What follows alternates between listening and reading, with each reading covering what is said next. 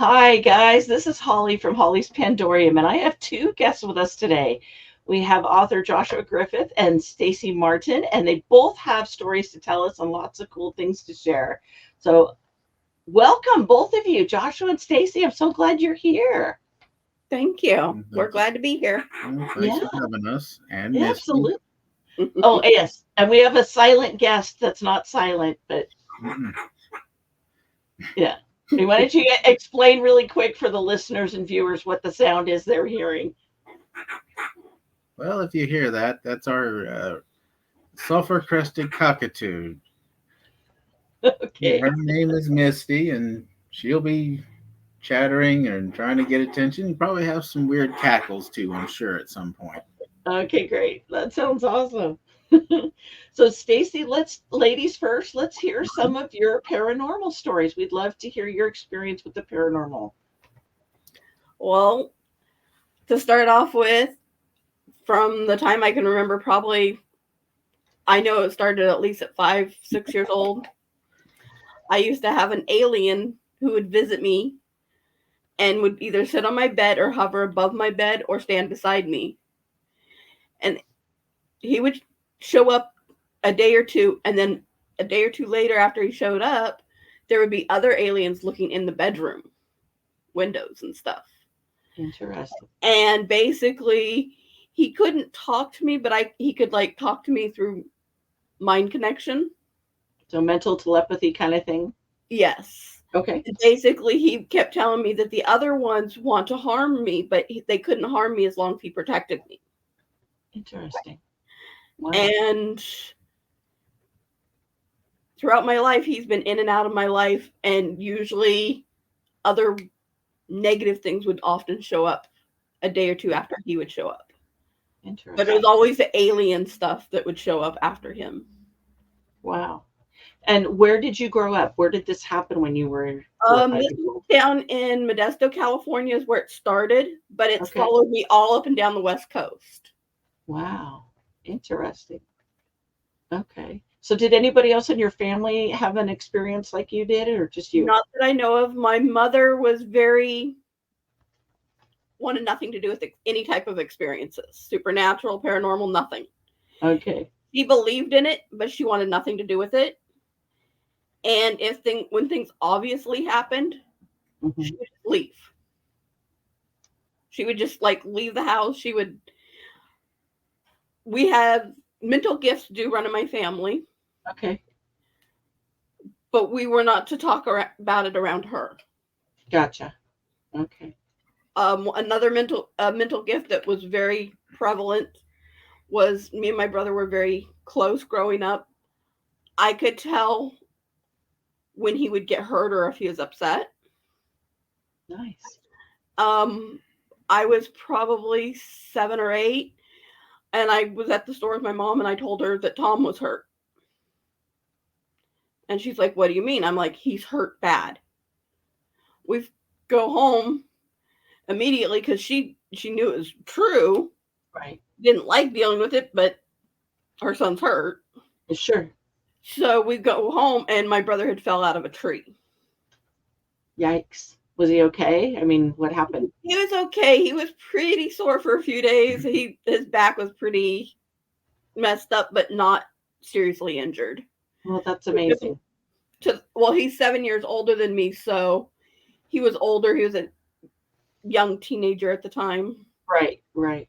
They took him to the doctor. He was fine. They said that he sprained his back and he sprained his leg, and That had to hurt. yeah. Wow. And then when my brother became an adult, he decided to block off all his gifts, and all that went away for him. And Okay. we no longer are connected in that way. Gotcha. Gotcha. Okay. And so you said that this started in California. So what other locations did you have similar events or other events? Everywhere I've lived, which has been up by Seattle, Oregon City, here in Salem area, the Bay Area of California, the coastline of California, Monterey area, Northern California, not too far from between Santa Rosa and Eureka. Okay. I lived in a very small town there, so if I told you the name, nobody would even know where it is because Gotcha. it was very tiny.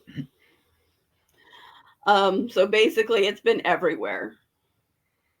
So without your mom really working alongside you to help you understand it, or your brother, how did you learn more about your gifts and work through that?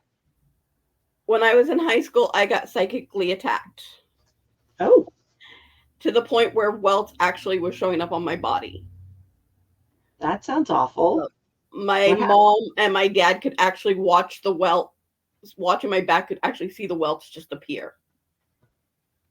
That had to be scary. It was scary. It was terrifying. It was very painful.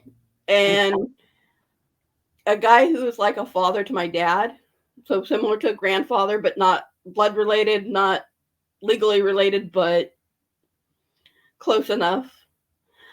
He taught me how to cast circles for protection. Nice. Then he started teaching me about shielding, how to do all sorts of types of protection, and then how to start bouncing attacks back Interesting. by taking your shielding and making it a mirror. Oh, So you're not actually attacking them, you're letting their own attacks go back to them. gotcha. The girl that attacked me, it took a few hours to figure out the feel of who it was. And once we figured that out, I bounced all the attacks back, and then I never saw her again. And about a week later, her house was up for sale. Wow. That's interesting. Definitely. And she was supposed to be a friend of mine. Yeah. But afterwards, my dad realized, thinking about it, he's like, every time she was around you, you would seem to be less like yourself. You'd start to seem to have less energy, less. So we think she might have been attacking me less noticeably even before that happened. So is this somebody that you had talked to about your gifts and that you had shared paranormal things with? No. Interesting. Okay. Because at that time, I didn't speak about paranormal at all because of my mom. Okay, sure. And Sure. I wasn't really out in the open about any of my gifts or anything. Wow. That's It wasn't amazing. until I became an adult that I became more aware of my gifts, more open about them. And Right. So that's a pretty big jump to go from an experiencer to someone who's actually working with the gifts. So what happened after that? How did your life change after you learned to work with your gifts in that way?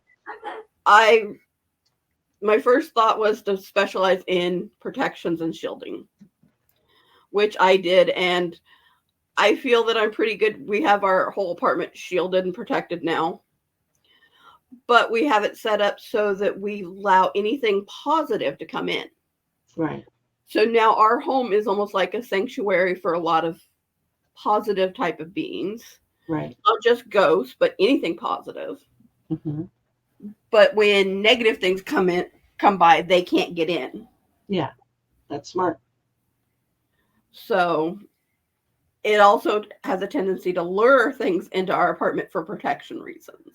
Sure. So one of the things was one time we went into the bathroom and saw bloody handprints on our shower curtain, but they were tiny. Okay. Yeah, they were about actually it was like two little footprints, almost like boots type. Okay. Sure. About, I'd say probably about a couple inches long, maybe. Okay. About the size of my thumb right there on each. Okay. It's like It was two boot prints and two hand prints. Yeah. Okay. And it's like it's like this little. It was a pixie. It's a little pixie, like a negative one, but it got in here for protection, but didn't really interact with us. It was hiding. Yeah. It was not a positive being, but not a super negative being. Okay. It came in, it basically hid in my craft room that's also storage. Okay. And seems like once it healed up, it left. Mm-hmm. Huh. So it was kind of using your place as a sanctuary, I guess, by this Yeah. sounds of it. Okay. Mm-hmm. Okay.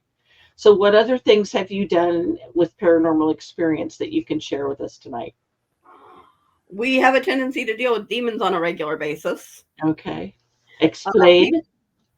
People have negative or harmful things happen to them. They come to us. We help them. Okay. And, or if I notice there's demon that's hanging around, I'll deal with it and get rid of it. Josh works at a mental hospital, so he sees them attached to some of the mental patients. Right. We deal with those. We also have elementals that hang around all the time who like to tattle on me. What do you mean by that? I have a lot of health issues. Okay. And sometimes when I'm not feeling well, I don't like to tell people I'm not feeling well Uh-huh. because I've dealt with these health issues all my life. Sure. Okay.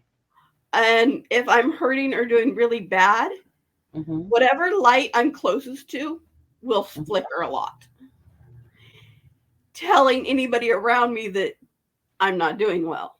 Ah. That's awesome. And people are like, well, it's just that light or it's just the electrical. This happens at multiple locations, multiple different lights, different towns. Right. Doesn't matter. That's fascinating. Well, that's kind of, if you want to keep your thoughts to yourself, that kind of makes that not work too well, doesn't it?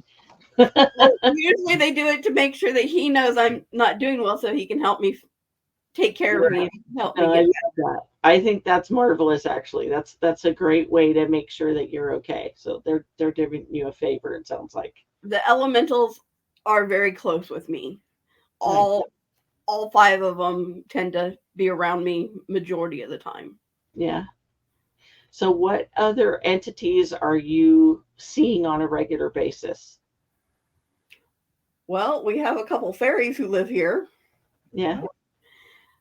We picked up, both of them picked up fairy worlds when they was going on. Yeah. Follows home and it's like, oh, okay. Let's see. What else we got? Well, there's this. Mm-hmm. He is called a gorloil, which is what gargoyles are based off of. Okay. I've never heard that word before, so tell me more about that. They look like what you would expect, like a gargoyle, Right. kind of like a large cat with wings, stone colored. Okay. Okay. But the reason they're called gorloils is they pledge their loyalty to a single person or family. Interesting. That's awesome. So when did you pick him up? Mm-hmm. Oh, it was when we were still in Portland, so I'd say probably 2013. 2013. He just kind of showed up. Like, Yeah. okay, yeah. what are you? All right. Why Yeah. not? Why not? A lot of these creatures, when they show up, it's like, I don't know what you are. What are you? And I have to just do meditation and open myself up so I can hear them more clearly and let them tell me what they are or what they're doing. Or Okay. Okay, so Stacie, I have to ask, do you consider yourself a medium or psychic or both?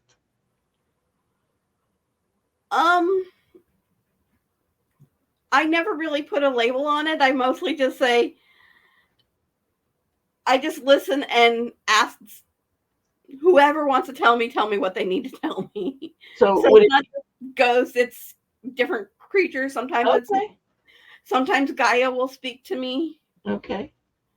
Okay. So would you call yourself a sensitive then? Does that Probably sound? is sensitive because I never really tried to put a label on it because most people who say they're psychic or mediums go mostly for ghosts. Yeah, that's very fair. That's very fair. And to me, I open myself up to anything positive to talk to me and let me know. Right. Right. No, I get that. I get that. Well, that's quite a variety. You kind of have a menagerie of otherworldly creatures around you by the sounds of it. Yeah, That's got to be entertaining. sometimes. Mhm. So, how do people find you if they need help with protection or if they think that there's something going on that they're not comfortable with? Usually it's just friends and family. Okay. Okay. So you don't have like an actual team or something that you work with? No. I I do everything from what I've learned from other entities or that I've learned the hard way. Okay. And due to my health, I don't want to be on a team or something simply because I might not always be able to do that. Gotcha.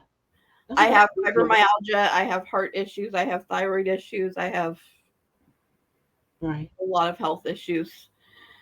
And half of them, the otherworldly entities that want help, seem to find me. Interesting. Wow. I love that.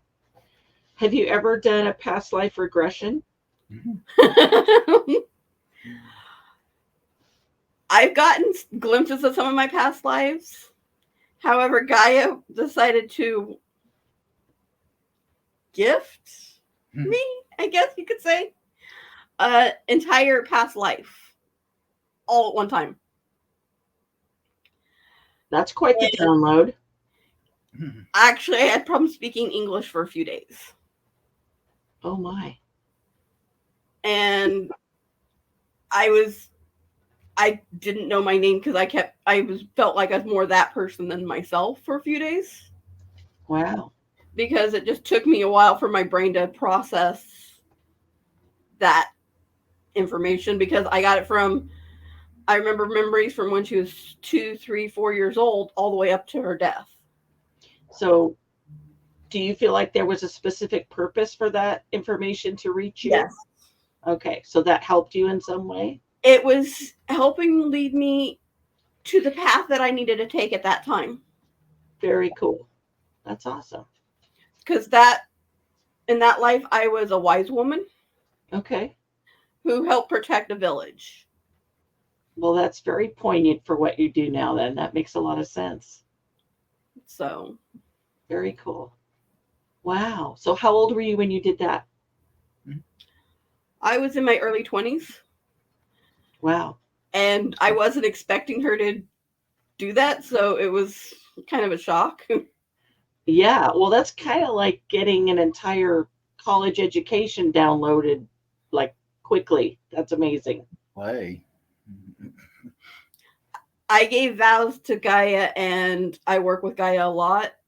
So she often teaches me lessons she thinks I need to learn, even though I may not want to learn them. Right. And I don't always appreciate the way she tries to teach me, but Yeah. it gets a point across. Right. That's amazing. My goodness. I mean, it sounds like you have a lot of stories, Stacie. Good heavens. So I do. you haven't shared an actual ghost story. Do you have a ghost story you can share? Ghost story. The little girl that followed us home. Okay, well, we went out to eat. I don't even remember what restaurant, but it was here in. Oh, we went to Pizza Hut. Oh, Pizza Hut? Yeah, it was Pizza Okay. Hut. It was somewhere around here. And a little girl ghost come up to me in the bathroom. Okay. And at first she didn't talk. All she did was keep tugging my shirt. Right. And I don't see them clearly, Okay. but I get kind of a gist of who they are or what they are. Right. And I could tell this girl was probably, I would say, barely above a toddler. Okay. And she was scared. Right. That's all I really got at first. And then I got that she was lonely. Okay. So I told her she could come home with us, but she had to be a good girl. Yeah. So she came home And while I can forcibly move ghosts on, I prefer not to unless they deserve it. Right. So basically, we let her spend time here. Got after her a few times for knocking things over and doing things she probably shouldn't do. Right. And over time, she kind of just started to fade away. And I kept telling her and repeating to her, telling her, once you're comfortable, you go on and you can be with your mommy and daddy again. Right. And by repeatedly telling her that almost every day over a month or two, she started feeling comfortable enough. She started relaxing. And then she wanted to go on. Nice. That's very cool. I love it when that happens. That's always neat. I get to be a part of that every now and again, and I really enjoy it. Getting to see the connection. So that's part of what I do in my seances, and I love it. Well, I prefer to move them on gently like that when I Right. can. Yes. But occasionally, if they're being troublemakers or problematic or just out to cause harm, I will forcibly move them on. Gotcha. That's good. Well, you got to stay in control of your own environment for sure. Definitely. Definitely. So this is one of my favorite parts of my program. So for somebody listening or watching, because we have radio listeners and then YouTube viewers, if someone's experiencing something that they are concerned about and they don't know if it's positive or negative, can you give someone, a complete newbie, a couple of bits of information to help them understand what to do or how to respond to something that they have going on in their house? One, basically, remember, intent is everything. If you do not want them in your house, say with intent, get out, this is my house. Okay. That will often work on a lot of the lesser beings or ones that are not as strong. Right. Be forceful, be focused, use your intent, tell them this is your house, get out. Okay. That won't work for everything, but it works for some. Mm-hmm. The ones that don't, basically ask somebody who's more knowledgeable to come in and help cleanse your home. Right. Also, please do not summon or request anything to join you that you do not know how to handle, you do not know how to get rid of. Don't do it unless you know what you're doing and know how to handle the whatever you're calling on. Exactly.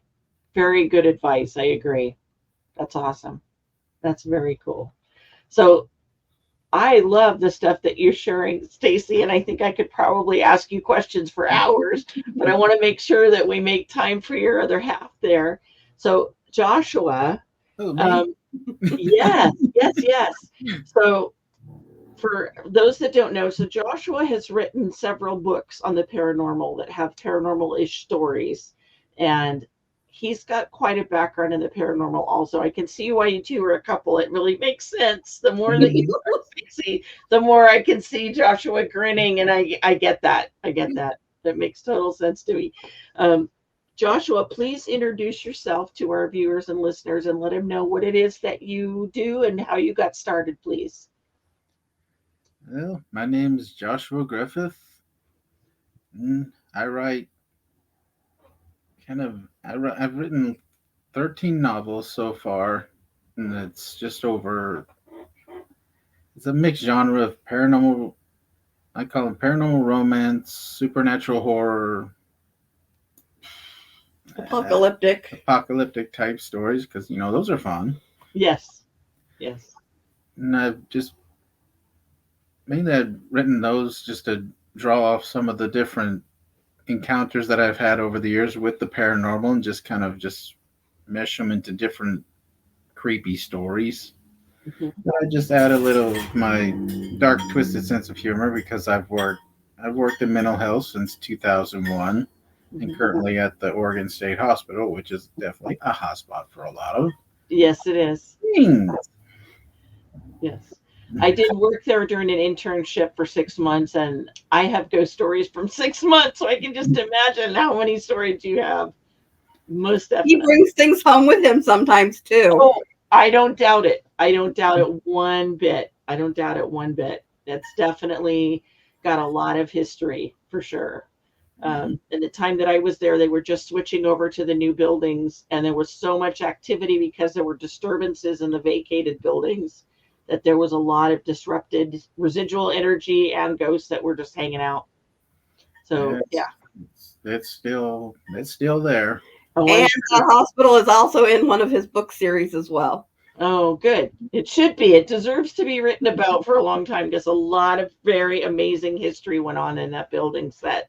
Yeah, There's a lot of buildings there. So yeah, I get that. That's so fascinating. far two characters are patients in two separate books, but they intertwine within the same series. And Mhm. I think probably later, another later book, there'll be an actual person that actually works there that's going to be in this series. Yeah. Disclaimer that's Mhm. similar to, but not exactly like, right? Pretty much. Yeah, I gotcha. I gotcha. So, what brought you into the paranormal, Joshua? How did you get your toe in the water? What happened to you? Well, I think my first encounter was probably, I don't know, I guess I was 3 or 4 living in, I think it was in Arkansas. I was living in Arkansas. I can't remember where. It was late at night, quiet night in my own bedroom. My bed was just facing like here, and there's my door. Hmm. It's Okay. open. It's open. Okay. I can't remember if I was actually awake or just, but for some reason I turned my head to the left, and on the left wall is one of those dressers that has the big mirror attached to it, Hmm. and it actually is overlooking. You could actually reflect and see the doorway. Okay. You just look over there for some odd reason, and all of a sudden, slowly creeping into view on the mirrors, this crimson looking arm from like the hand up to like the elbow. Okay. It had charred patches of skin on it, like, I mean, probably obsidian type color. I mean, that dark patches and crimson red, Wow. like all over it. Okay. I just turned my head, kind of like, oh, look at the door, and well, lo and behold, there it is, just hanging out there, just for probably 5 to 10 seconds, maybe. And it slowly receded back. Oh how old were you when this happened, Joshua? I guess 4 or 5, I guess. That had to be incredible. Good heavens. And the only thought that went through my head is because at the time, this house that I was living in, we had wooden floors. Some of those, the old wooden floors, not, Right. if anybody walked in that hallway, it creaked and you couldn't sneak around. Right. You couldn't go get the milk and cookies without mom and dad knowing. Right. Well, I didn't hear a sound. One thing is, and that was the only thing that I was perplexed about. Like, wait, how do you do that? Like, I want to know that trick. Yeah. I want to sneak out of bed. Hmm. I wasn't scared. I just want to know how he did it. Right. Mm, and I think another time my family moved to across the border into Oklahoma. Hmm. Well, an insignificant speck on the map where pretty much I always said the cattle and dog population outweighed the human population in this town. Yeah. We lived on 10 acres surrounded by sparsely, the borders was just sparsely covered with trees, not thick like here in the Pacific Northwest. It was just out toward evening time. I forget. I was probably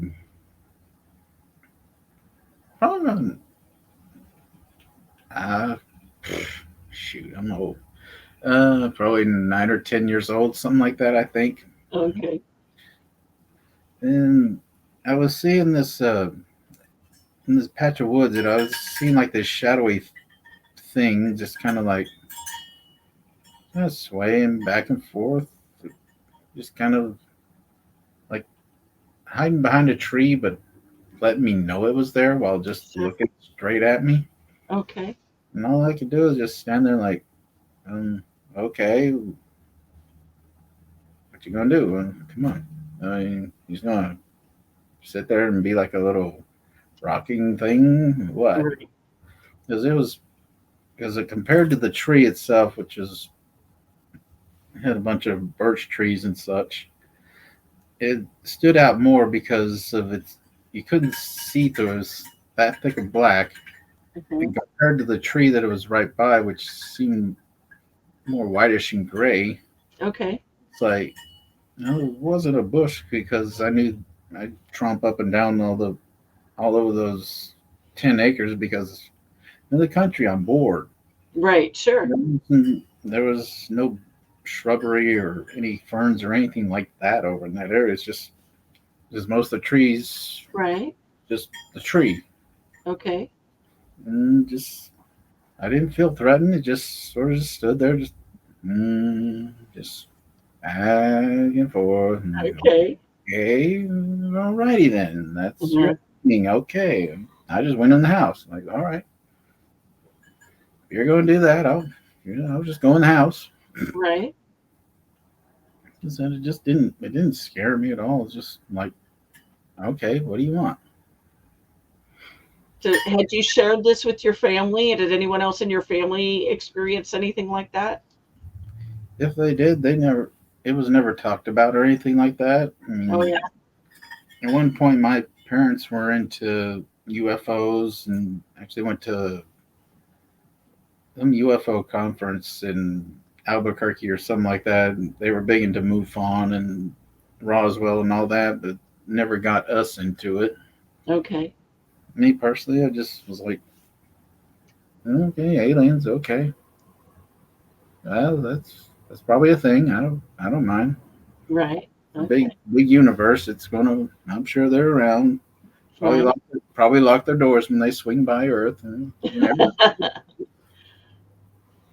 So know. moving forward, when at what age did you finally figure out that there was something different going on around you?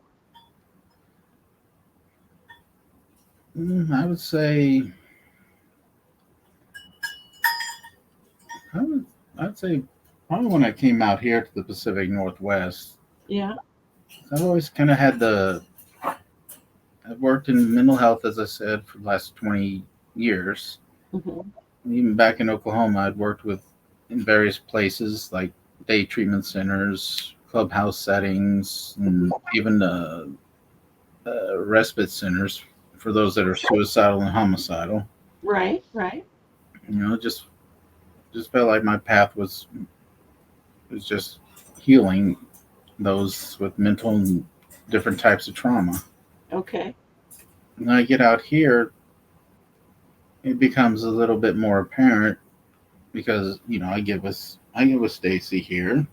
Yeah, it's all her fault. It's her fault. Yep, I introduced you to your first demon that we actually had to deal with.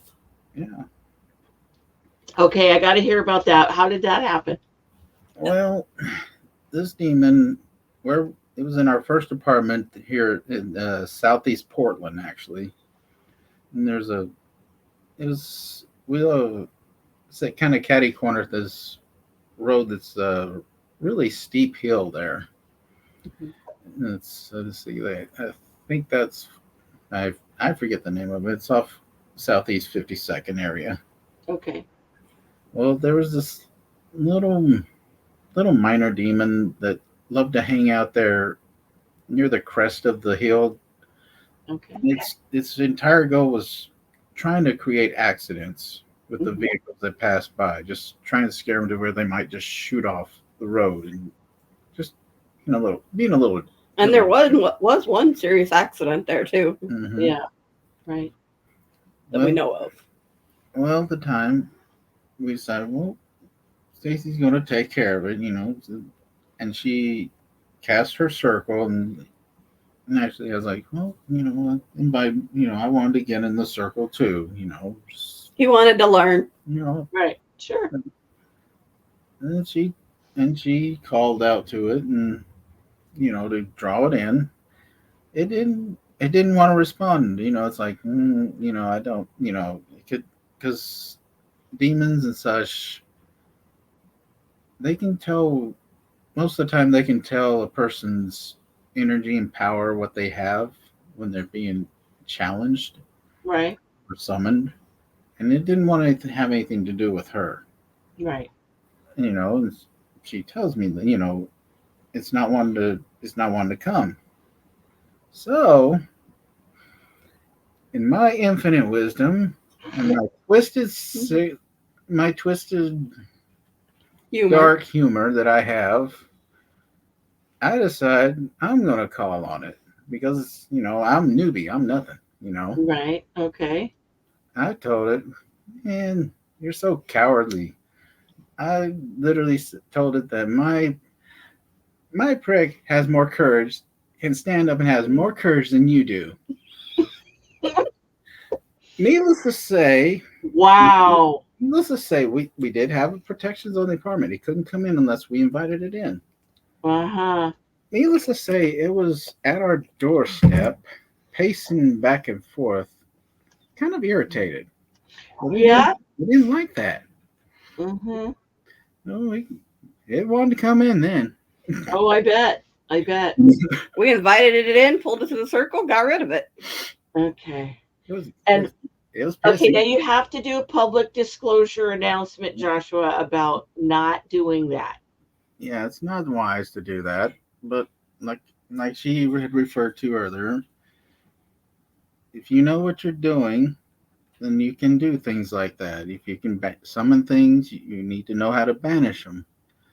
At that point, I had her. I knew she could get rid of the thing. It wasn't responding to her, so I decided to be a jackass. Hey, it worked. And he never did it unless I was right there waiting, ready to handle it. Yep. Right. And now he knows how to handle them on his own without my help. Okay, so I want to sidebar this conversation just a hair.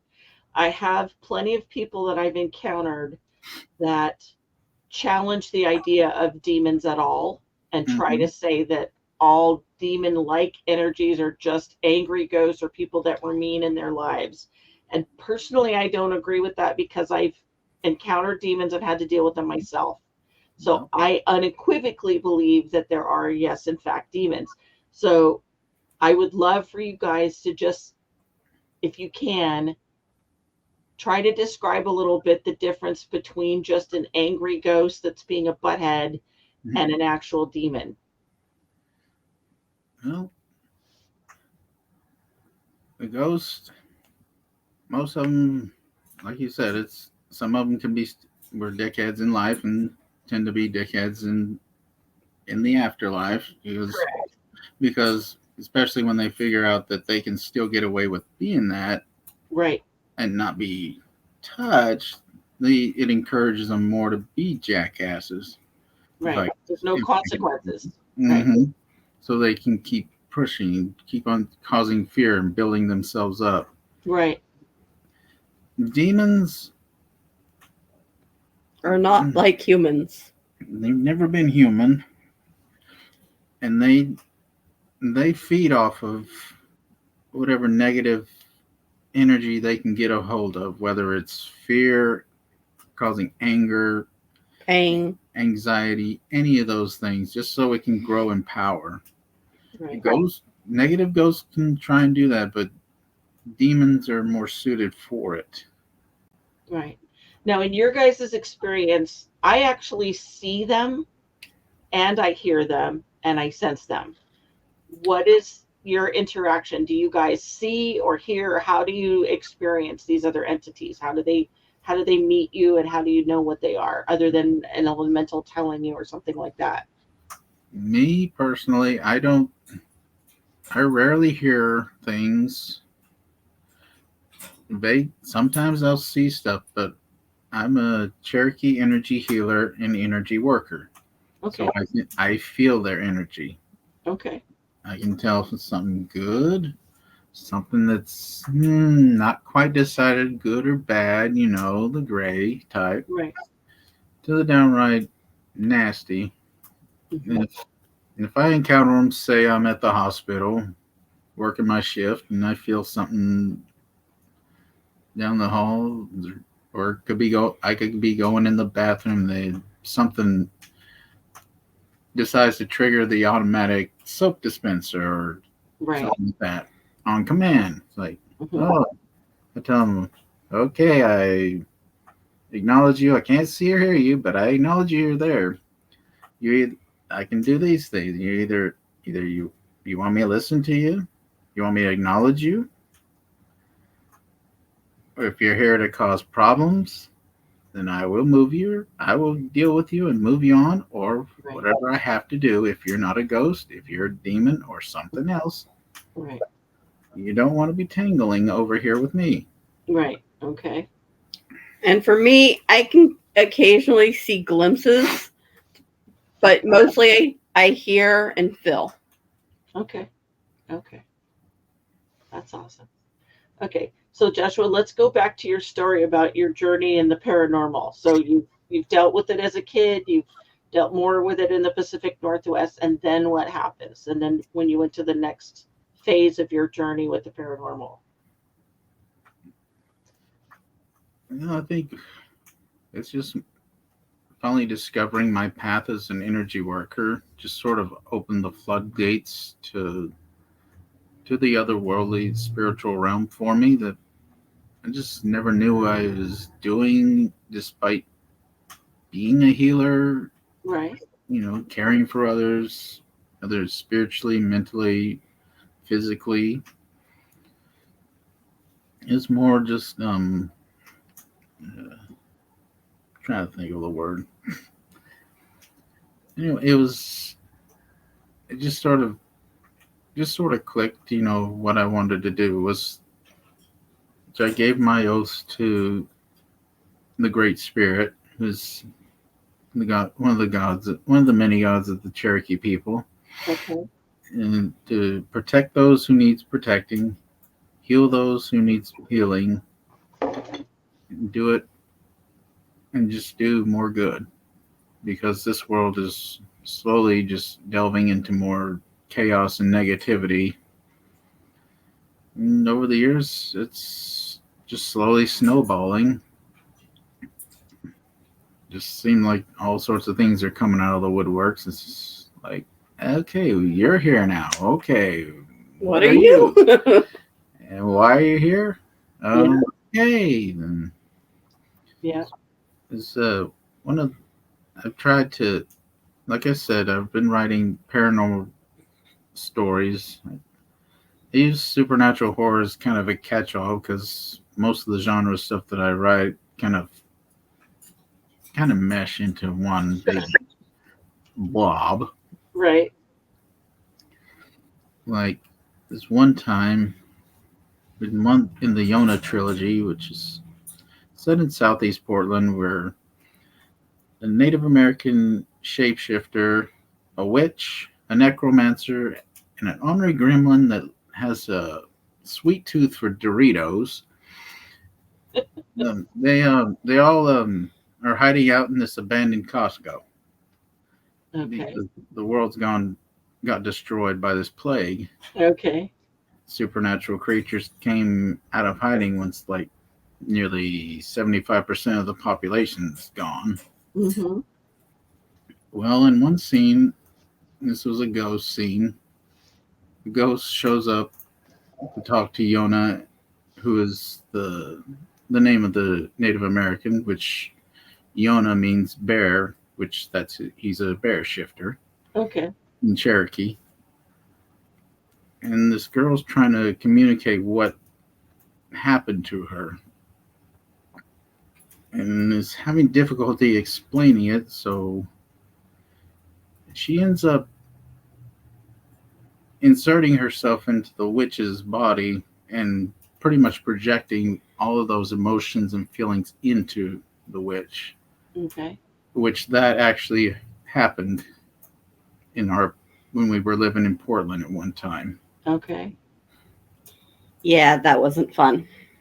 Yeah.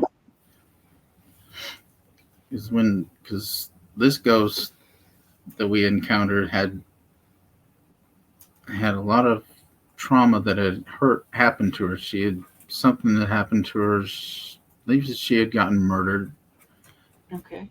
and saw us as we were traveling down the interstate and managed to come find us in our apartment and was trying to convey what had happened but didn't know how to.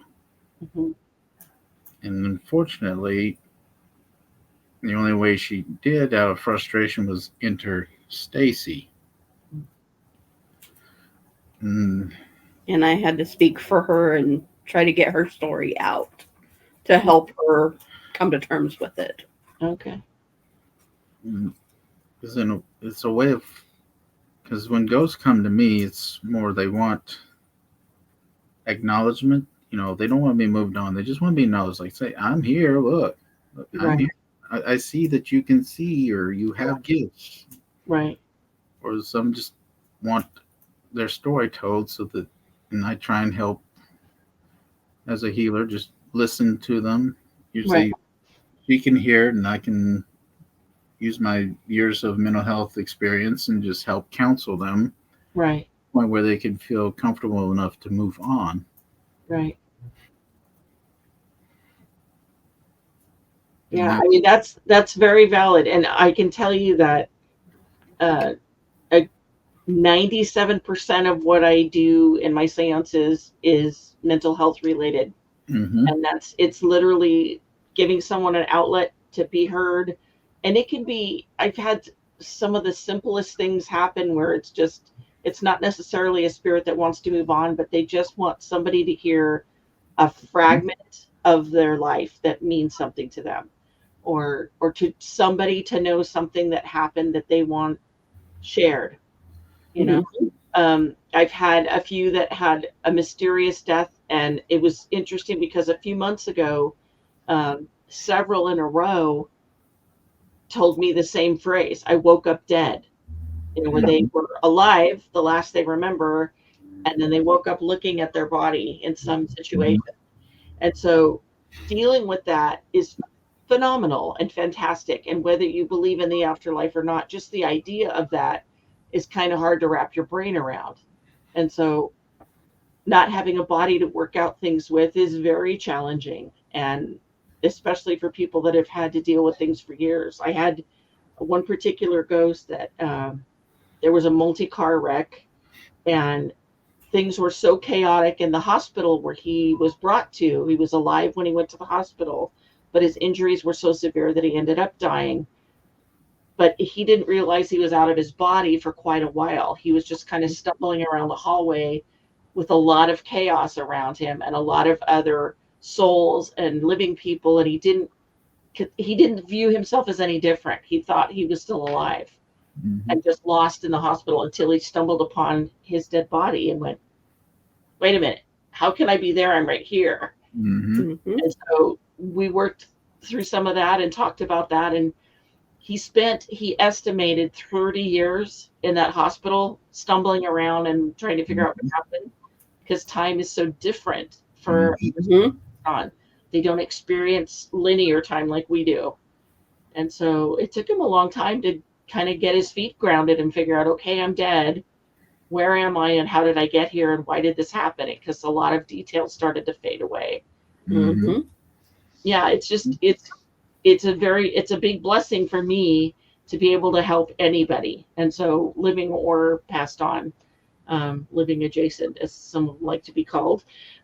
Yeah, it's a gift. So in any capacity to be able to help another energy force or another creature, I think is amazing.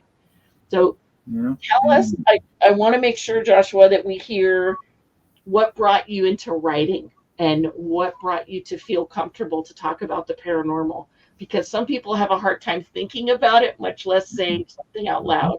So that's why I love this conversation, because we're getting to do both.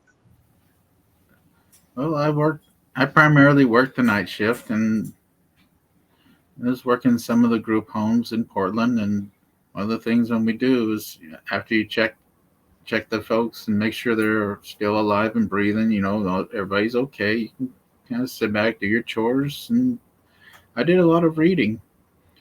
And one of the things that I enjoyed reading was paranormal romances for whatever reason, just because it had a lot of they had a lot more action and a lot of monstrous creatures, whether they're Right. good or bad, it didn't matter.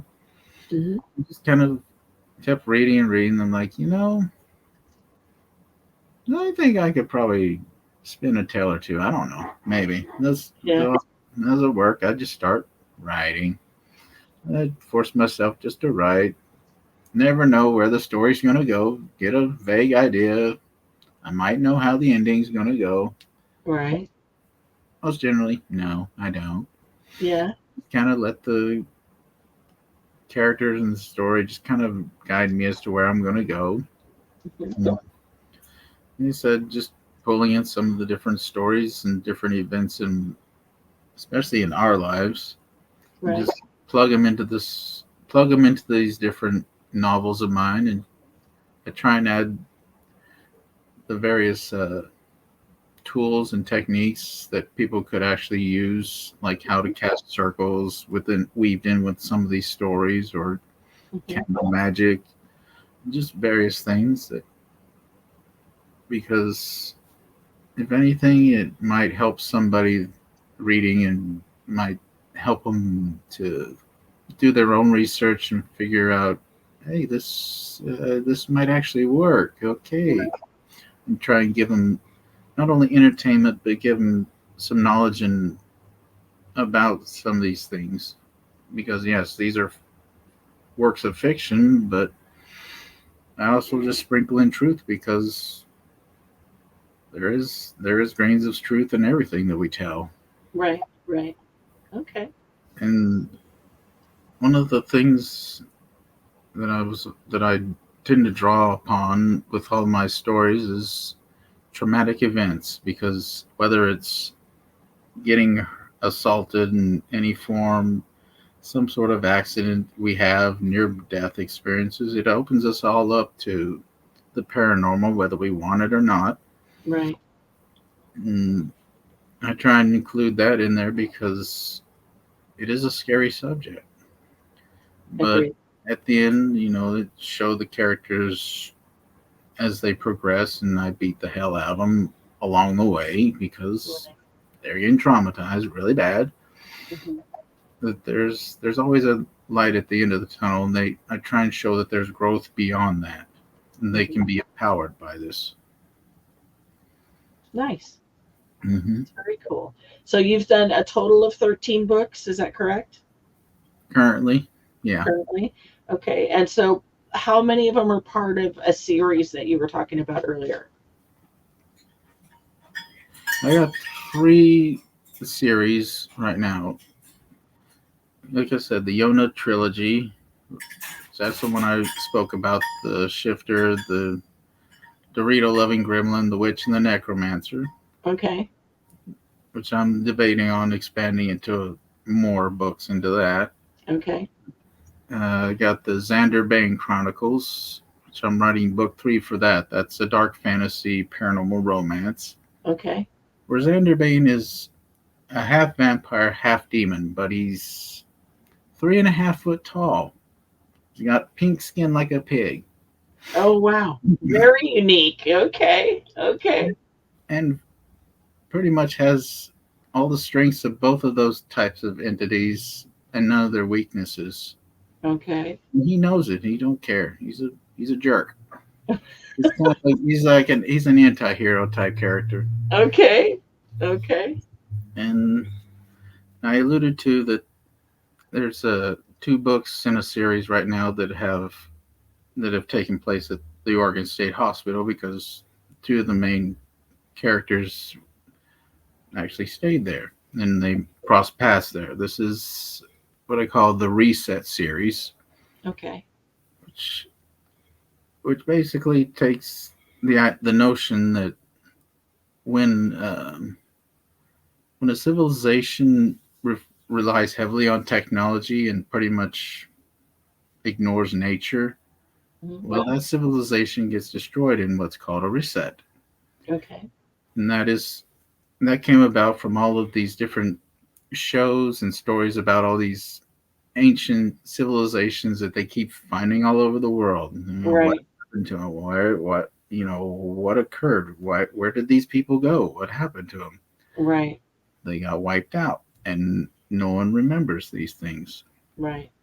Well, in this series, at the beginning of it, it starts in 1980 Okay. at a secret facility where some of the scientists were had managed to punch a hole in the veil of our world, and things, supernatural creatures, were physically coming through. Oh, wow. And they decided to get this wonderful idea of summoning a god to help them tweak our flu virus so that to kill off the unwanted people in the population, like the sick, Interesting. the elderly, the disabled. Right. Because like in the 80s, they're trying to look far enough ahead in the world to because our food supply is not going to meet the population supply. So this is their idea. Okay. What? And yes, the first book was wrote before COVID. Yes. I was gonna say, is it spurred Nelly, from or before? Okay. Okay. Nelly coached my story as always. It's like whatever. I said the flu virus in it, Hmm. and I'm like, okay. Well, he decides to tweak it in his own way and decides, well, this whole world needs a reset, then, don't we? Hmm. But with this one, he decides with this virus, it's going to do three things. One, people with supernatural gifts would be unaffected by it. The other pockets of the population, people are going to go completely crazed and feral, doing all kinds of terrible things to whoever they come across. Okay.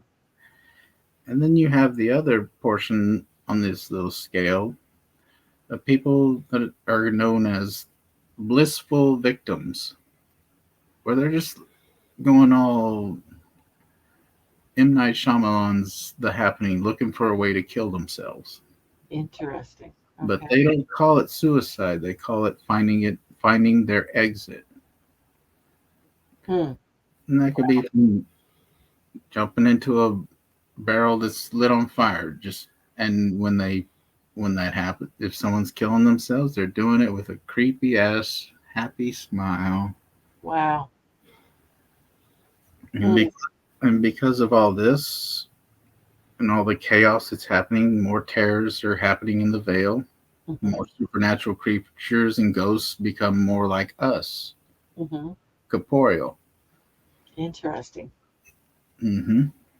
And then don't Wow. forget your standalones. And those are the series so far. Okay.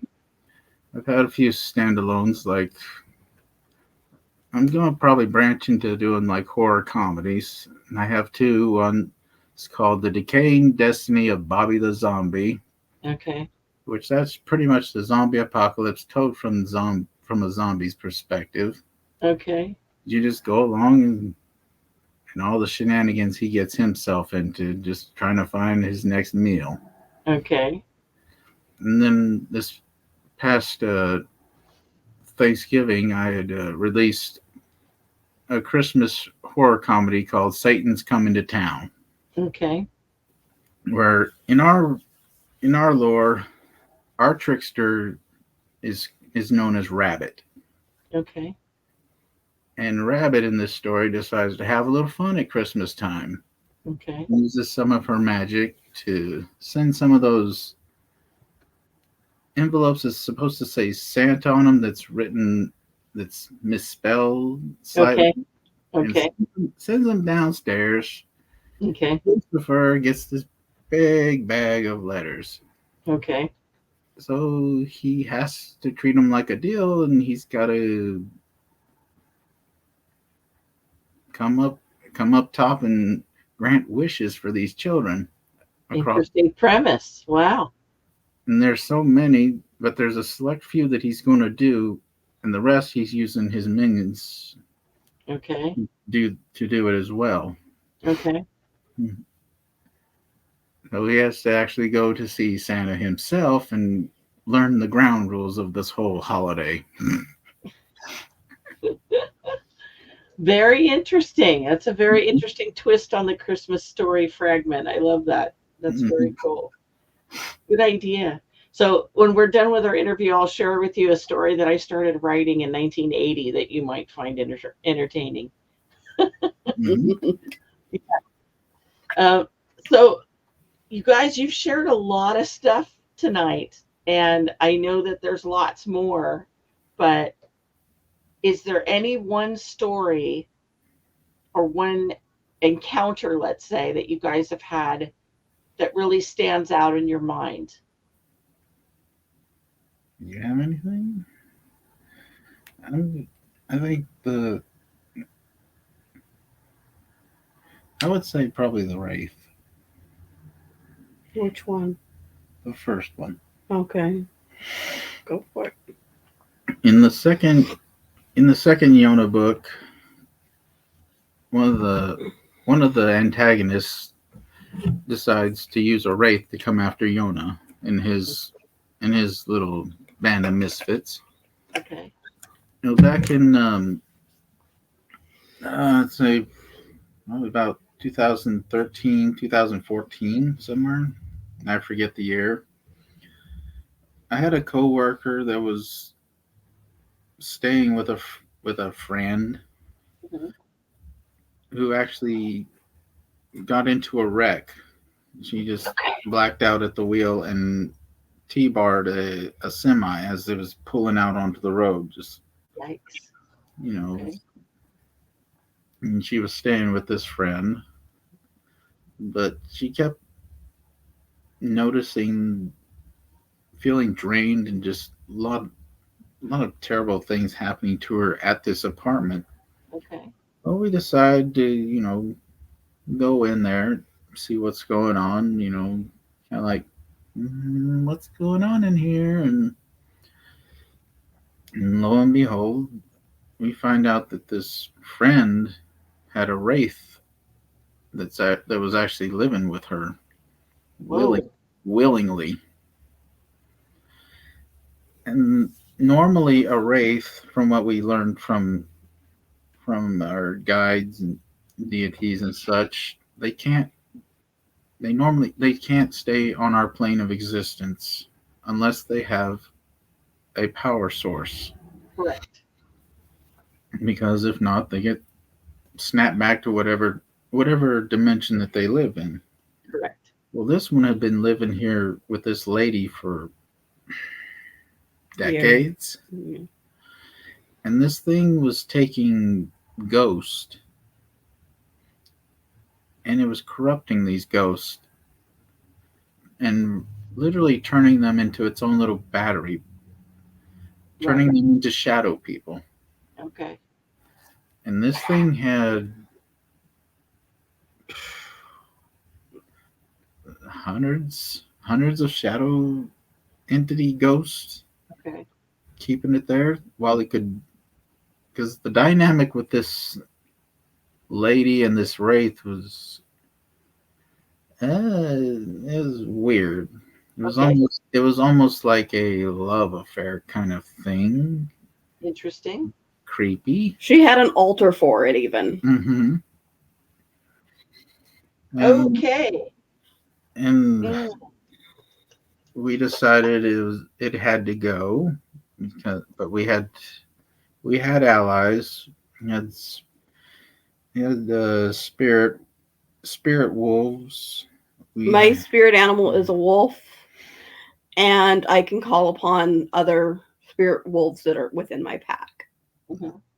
I actually had a shaman walk me through how to find my spirit animal and then connect with my spirit pack. Interesting. And dealing with a wraith, especially something this strong and powerful, we not only cast a regular thick salt circle and had it charged, we also had created a salt circle of nothing but black salt. to Okay. keep it contained the best that we could, Okay. while we did our best to strip it of its power. And how we did that, we had what allies we had, like the spirit We called on every ally we actually had, including deities and and anybody that would help. Right. Native American spirits, and also even had dragons as well in the spirit realm that literally went around destroying all of the ghosts that Mm. this wraith had Corrupted. corrupted and just pretty much bound to it. Okay. And by doing that, it was weakening it. But even though it was weakened, it was still a formidable entity. Right. And we pretty much, once we had gotten it, we all started shredding it until there was nothing left but it was like a sliver of a ghost, like a Okay. shard almost, probably about size of a banana, not much left. Okay. And in the book, I describe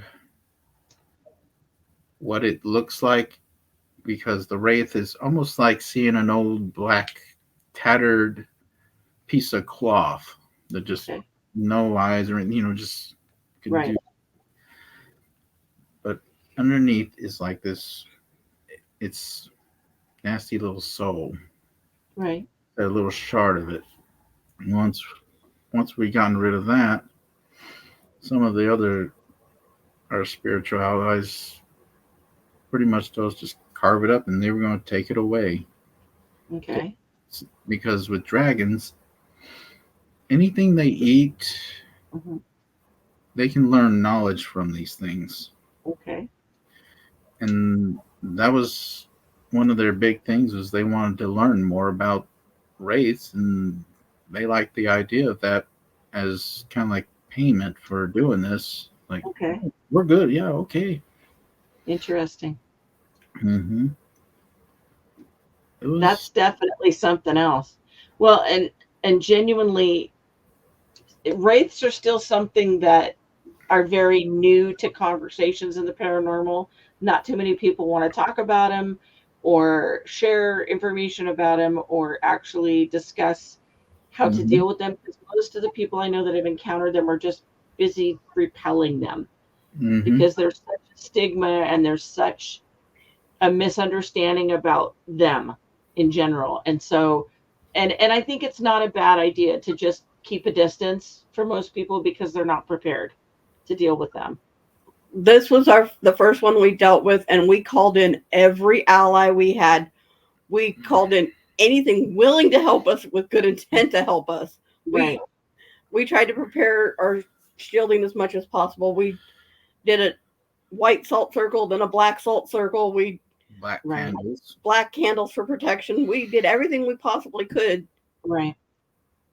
and it was at our limit even then to handle it. Oh And sure. it goes Oh sure. and it goes back to the whole, don't, it's part of that warning of don't call on something if you can't handle it, Right. you You know. can't get rid of it. Yeah. Don't make deals with negative entities. Yeah. Ever. And it's stories like that. I just want to put in there that, yeah, yeah, this is at this time, this was key, that those things had to have the power. But since that time, it seems like things in this world's gone has gone so chaotic with war and all the political crap and upheaval and divisive stuff, that there's so much negativity that things like wraiths and other entities, they're no longer really needing that power source to stay. Because there's stuff everywhere for them to feed off of. Yes. More and more things are coming through. More and more things are coming out of the woodwork. Yeah. Mhm. Right. And it's people like you with your ghost hunting and you're helping the ghosts. It's people like us that have to deal with the things that other people summon or bring in or Or attract. themselves without knowing they're attracting them, because ghosts and other worldly entities, they can see into our third eye and see, hey, this person has gifts, this person can see me. Yeah. We're either going to be wanting to communicate or think, oh, I'm just going to do what I can to steal what power they have so I can get stronger. Yes. Exactly. And that can go right back to trauma as well. Right. Spiritual attack is a form of trauma that Yes. a lot It of people is. go through that don't even realize they are having. Yeah.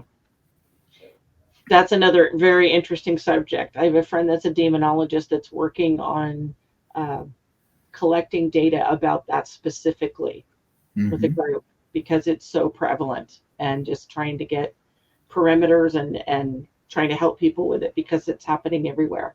Mm-hmm. So yeah. Um, so let's end on a lovely note, since there's so many people that are going to listen and see this and hear this. And how do you avoid negative things? Keep yourself positive. Do what you can to keep your joy level higher. Negative energy attracts negative energy. Like attracts like. Yeah. Um, and so do your very best to keep your thoughts up. If you're struggling with doing that, talk to a friend, talk to a family member, talk. Let someone know that you're not feeling good. Do what you can. Small things can make you feel better. Listening to music that you grew up with and making yourself want to dance or just feel happy listening. Nature therapy. Yes, I was just going to say, turning off your electronics and just sit outside. You don't have to stick your feet in the dirt. Just be outside and breathe. We Mhm. don't do it enough. We are so inundated with noise and electronics constantly. We're interrupting a natural process that we evade by not being outside. I go outside with a blanket and a hot cup of coffee and just sit on my porch and just breathe.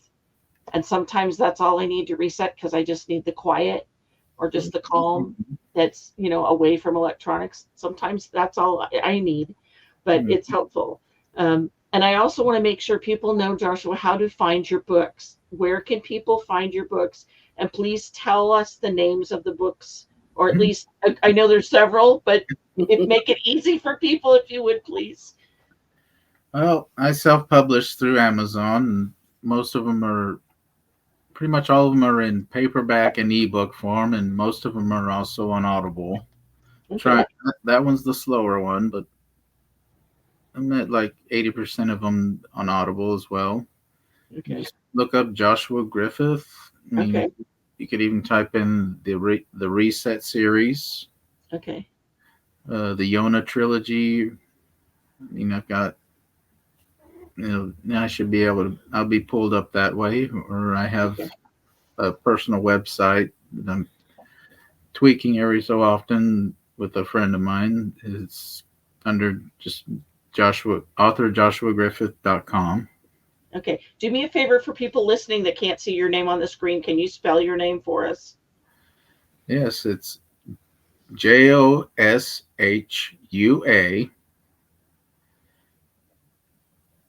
Griffith is Griffith.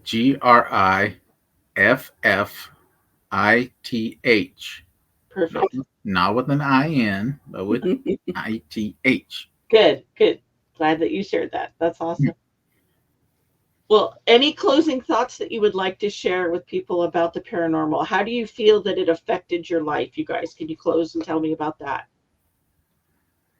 I'd say it's ever evolving. When you think, I'm pretty much the point where, as like I alluded to earlier, it's like the world's just getting more divisive and more negative. Just everything's coming out more. We're just going to be kind of surprised, but not really surprised at what we see coming out. Okay. And you think you've seen it all? You haven't. No, there's Right. more. There's more to the otherworldly realms than just ghosts and demons. I mean, So much more. there's so much stuff out there that we can't even, with our limited vocabulary, we can't even pronounce their names. Right. Yep. Also, the more energy or power or gifts you use, the more you will attract. Yes. So keep that in mind, that if you want to explore using different things, you're increasing the chance of you attracting more things. Right. And that's why it's good to learn your meditations, learn protections, in there's various And learn forms. boundaries. Mm-hmm. And know that intent is everything in what Yes. you do. Yes. Yeah. Exactly. That's why I love things like Buddha said. What you think is what becomes. Basically, he says it in 3 or 4 different ways, but what Mm-hmm. you feel and what you imagine and what you believe is what you attract and what becomes your reality, basically. And There's multiple creatures out there that humans have created because of believing in them. yeah, I believe that. Yeah. Energy is powerful, and energy never dies. It goes somewhere. It has to become something else if it's not going to stay the way it is. It never dies. Mm-hmm. Well, you guys, this conversation has been a blast. I've very Mhm. much enjoyed spending time with both of you. Thank you so much for coming on Holly's Pandorium tonight. And I am going to try and leave some links for people to find Joshua's books. And thank you both so much for being here tonight. I really appreciate it. And thank you to everyone that's watched and listened. And if you're on YouTube, please, like my friend Jay likes to remind me, please hit the like button and subscribe if you like more content like this. And if you want to know more about things to do with this, follow along and see the next coming episodes. And if you have a question, please message me. I'd be happy to answer your questions. This is Holly from Holly's Pandorium saying thank you. And thanks to Joshua and Stacie for joining me tonight. Thanks for having us. Everybody be good.